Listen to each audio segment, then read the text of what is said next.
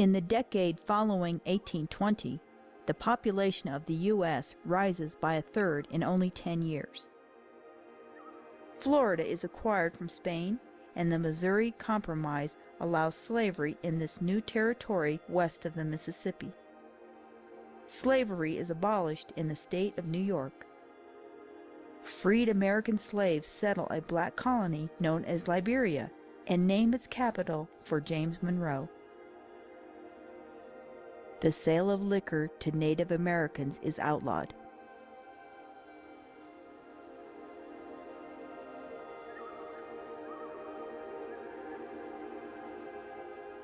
The call for men to ascend the Missouri River to collect furs is answered by such names as Jim Bridger and Kit Carson.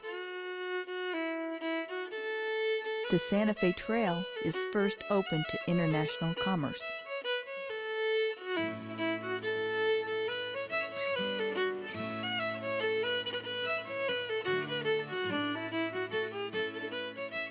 The first locomotive is built in Hoboken, New Jersey. Soon, the Baltimore and Ohio becomes the first railroad to carry people.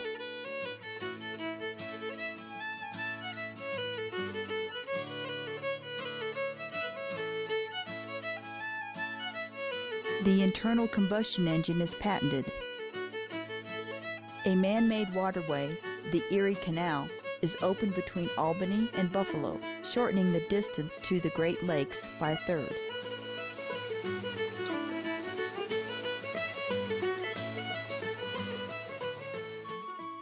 A border treaty is signed with Russia, establishing the boundary that will become Alaska's southernmost mainland point.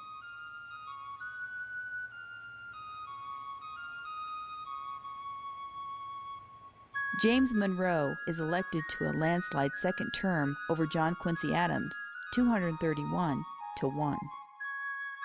Monroe goes on to establish the American policy known as the Monroe Doctrine.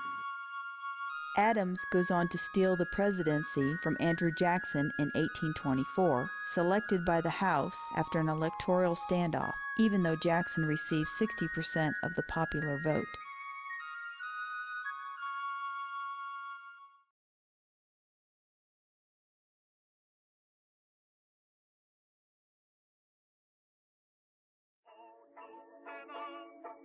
Both Thomas Jefferson and John Adams die on the same day, July 4, 1826, the very day that songwriter Stephen Foster is born in Pennsylvania.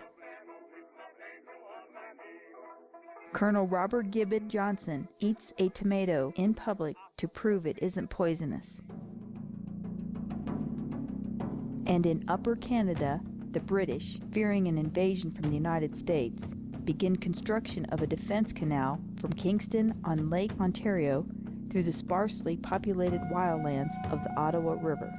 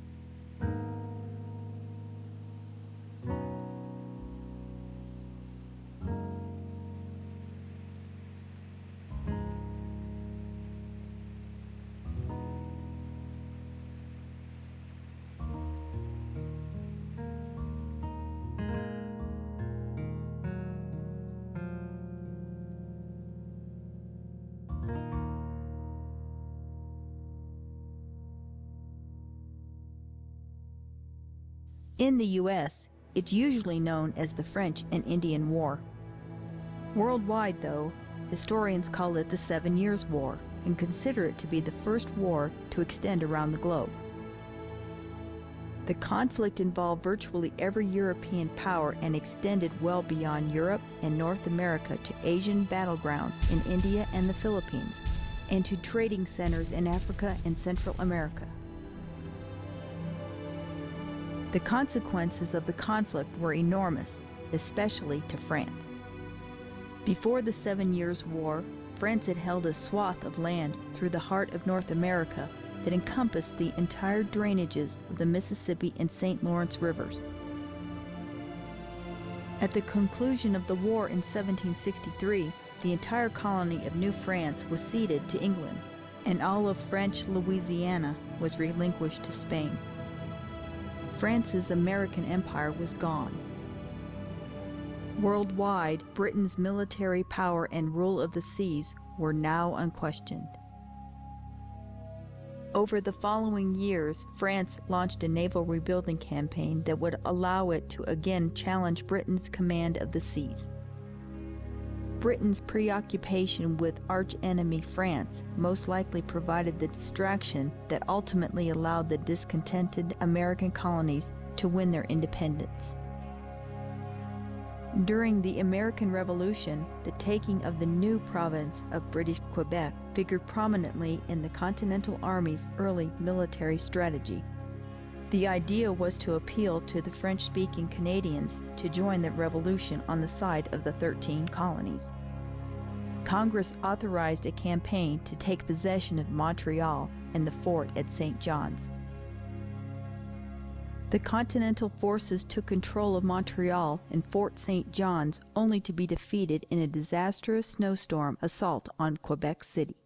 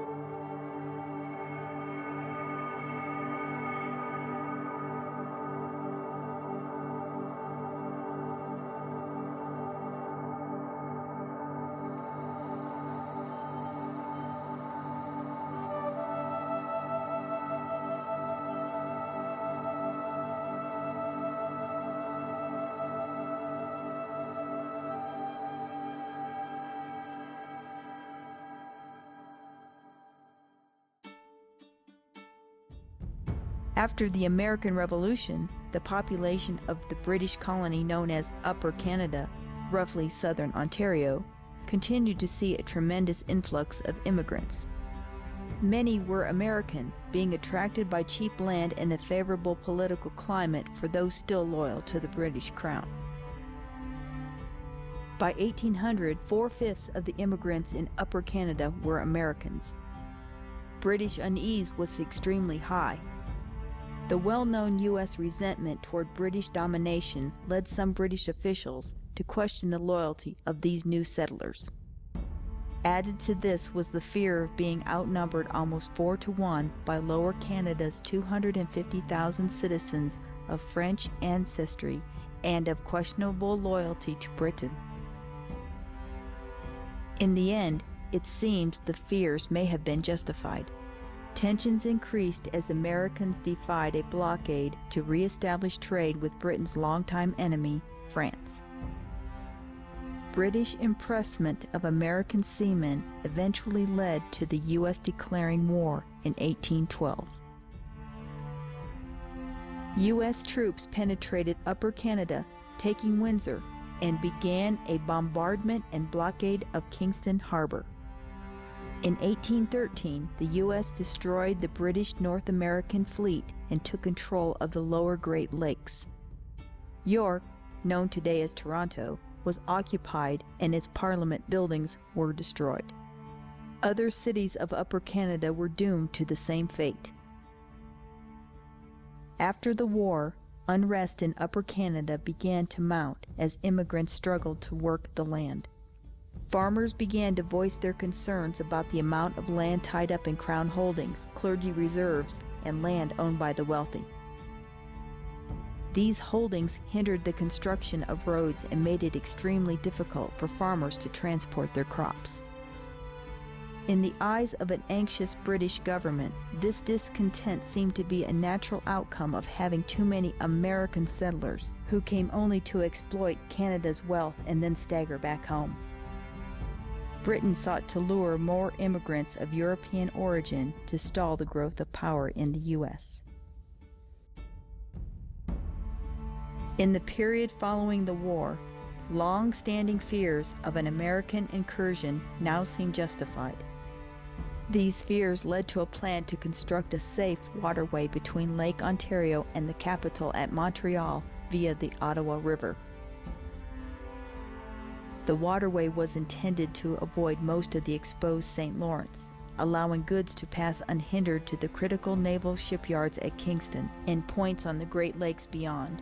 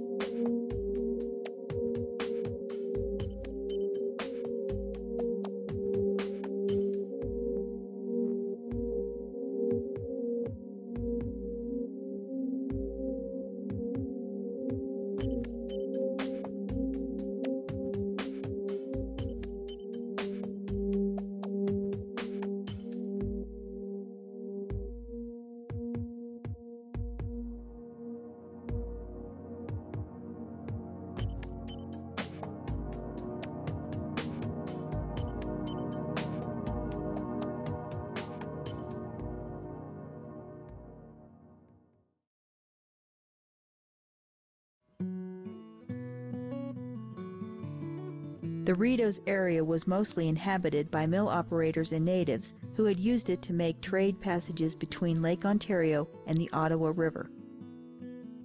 Only a single survey expedition, led by Lieutenant Gershom French, had been carried out in the area, and this was over 30 years earlier. It was feared the survey did not present sufficient detail on which to base a canal of some 130 miles. In 1805, in the midst of the mill-building era, a man by the name of Lemuel Haskins did something that would ultimately shape the construction of the Rideau. Haskins had sought to construct a source of water power near the present-day town of Morton. He constructed a sawmill and dam, but found his dam could only raise the water level about 7 feet, no matter how high he built the dam. Eventually he found that his backed-up water was being lost into the next drainage and down the Cataraqui River. Following his disappearing water downstream, he finally located a proper site for a second dam. His 2 dams created a 6-foot-deep mill pond, some 10 miles in length, which became known as the Drowned Land. And in so doing, he inadvertently demonstrated how successfully and economically navigation could be accomplished by flooding.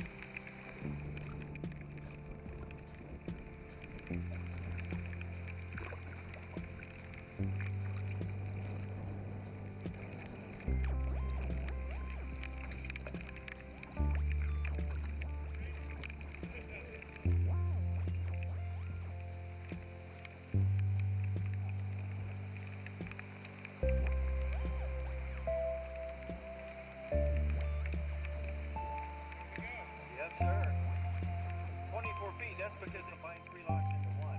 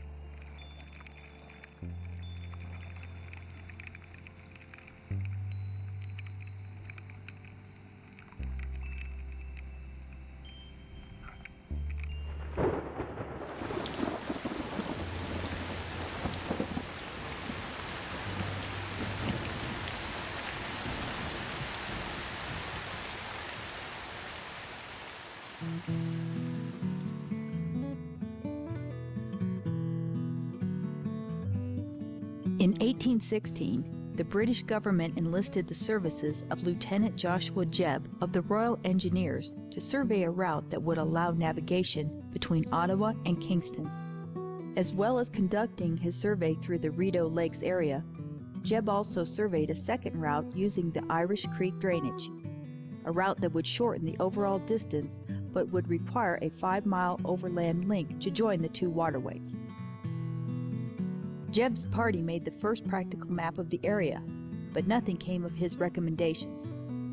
It wasn't until 1821 that a commission was appointed to explore how to improve navigation in Upper Canada.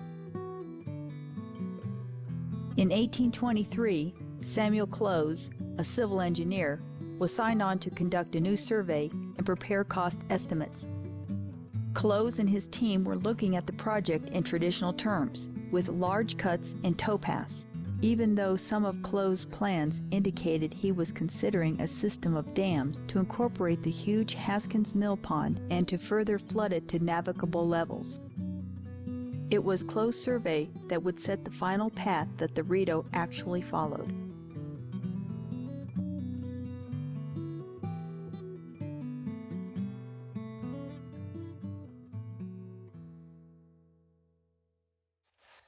Good morning. How are you? It's really early and it's dark.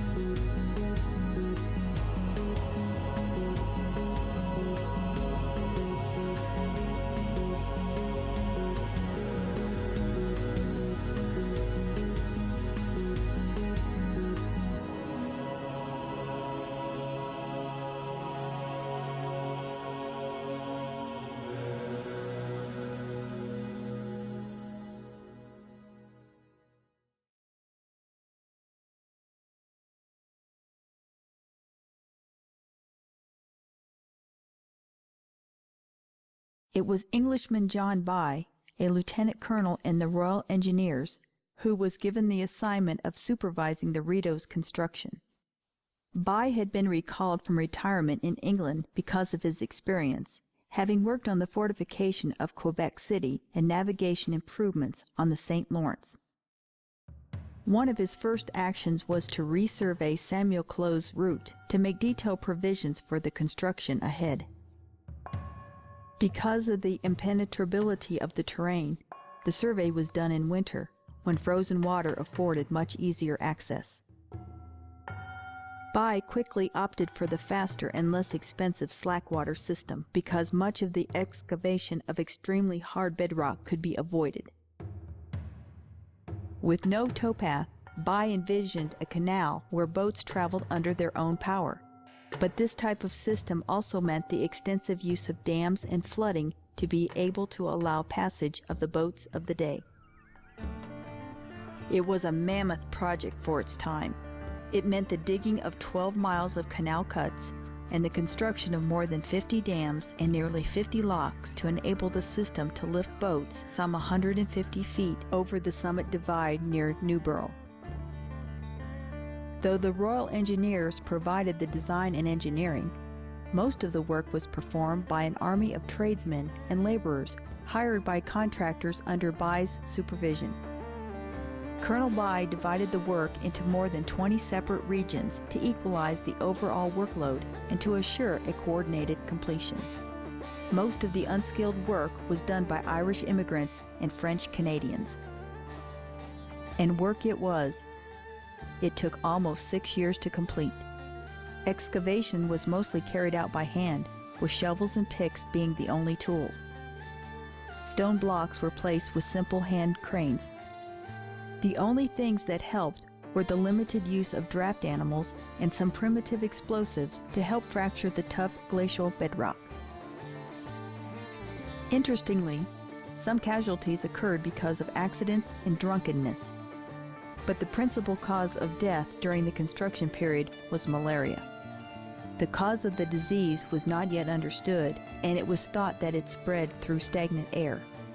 In reality, the disease relied on transmission by the Anopheles mosquito, which was found in significant numbers in the bogs of Upper Canada's backwoods. Construction of the Rideau was largely complete by November of 1831. Workers were let go, and the locks were staffed. In the following spring, an entourage including Colonel By and his family took to the canal in the vessel Rideau to make the opening passage to an overwhelming welcome. After 5 days and a lot of local stops, the Rideau's voyage from Kingston to By's namesake town, known today as Ottawa, was complete.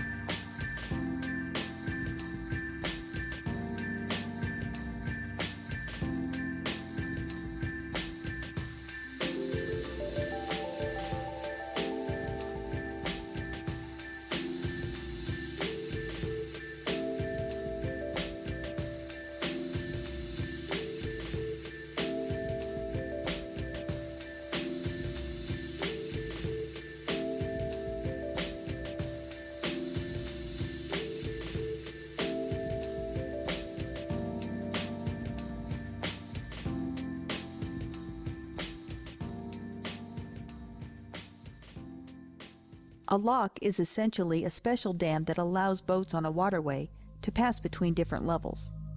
As a vessel approaches, the lower lock gates can be opened because the water inside the lock is at the same level as the boat. The vessel enters the lock and the lower gates are closed. Valves are opened upstream to allow water to fill the lock. As the lock is filled, the vessel rises. When the water in the lock matches the level upstream, the upper gates can be opened and the boat can leave the lock.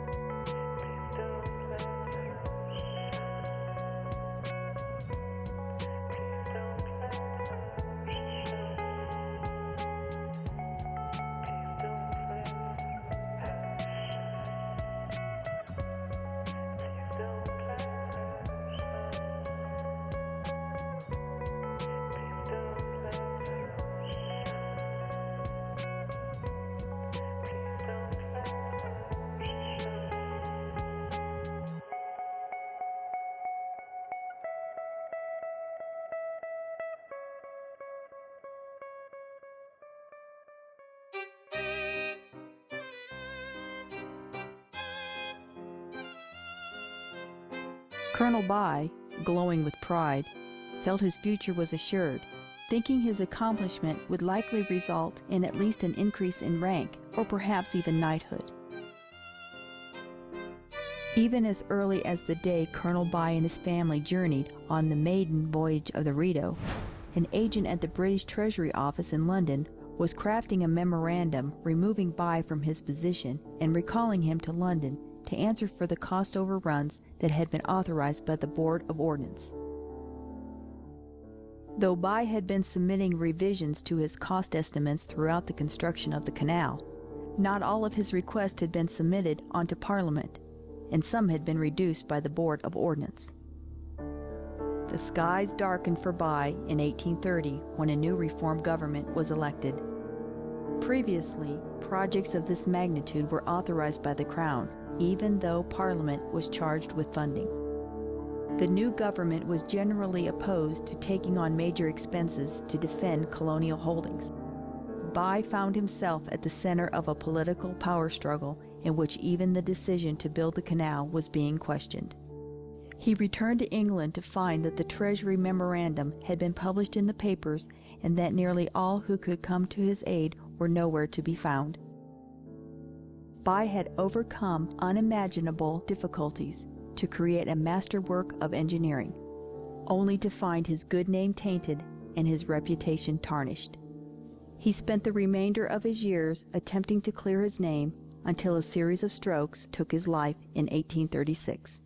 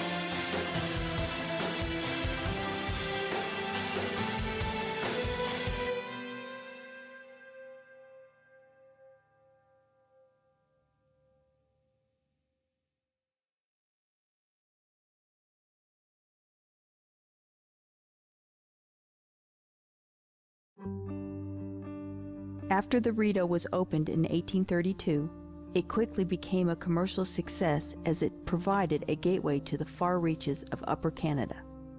But later, as use of the Rideau succumbed to railroads and the larger ships that could power over the rough waters of the St. Lawrence, the waterway lost its commercial prominence but found a new niche as a fairway to pleasure boats and a model habitat for bass fishing.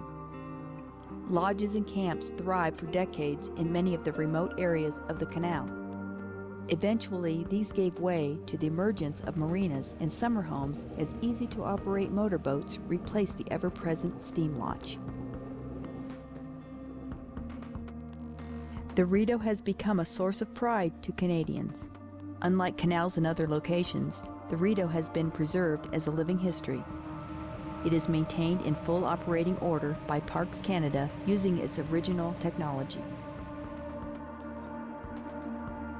In 1925, it was designated as a National Historic Site of Canada, and in 2007, it was inscribed as a UNESCO World Heritage Site, one of 15 in the nation.